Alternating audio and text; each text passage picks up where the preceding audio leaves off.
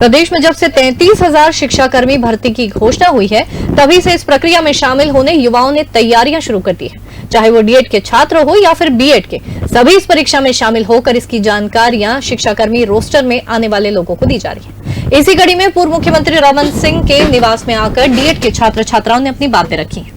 उनका कहना है कि आरटीजीएस के तहत इस प्रदेश में लगभग 1 लाख से ज्यादा डीएड छात्र हैं, जो इस नियम से वर्ग 2 के लिए पात्र नहीं हो पाएगा। इसलिए सरकार से निवेदन है कि इस भर्ती प्रक्रिया में नए नियमों को शामिल करने की मांग उन्होंने डॉक्टर रमन सिंह से की है।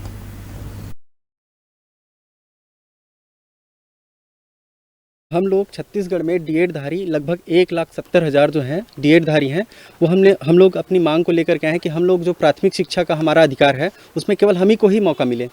जैसे कि पिछले कुछ टाइम में मीडिया के माध्यम से बीएड धारियों ने या कुछ माध्यमों से यह अफवाह फैलाया गया था कि डीएड की संख्या कम है, छत्तीसगढ़ में लगभग 15,000 ऐसा करके अफवाह फैलाया गया था। लेकिन हमने आरटीआई के माध्यम से जानकारी प्राप्त की है, जिसमें सुंदरलाल शर्मा से 25,606 और एससीईआरटी से लगभग 83,584 जो कैंडिडेट है डीएड कैंडिडेट, ये सिर्फ 2 ही संस्थान की डाटा है। इसके अलावा एनआईओएस डीएड है जो छत्तीसगढ़ में लगभग 64,000 डीएड धारी हैं, डीएलएड हैं। तो माननीय सुप्रीम कोर्ट के ऑर्डर के बाद 11 अगस्त 2023 के बाद केवल और केवल डीएड ही प्राइमरी लेवल के लिए पात्र रहेंगे, जिसमें बीएड को कहीं भी इंक्लूड करने की बात नहीं की है।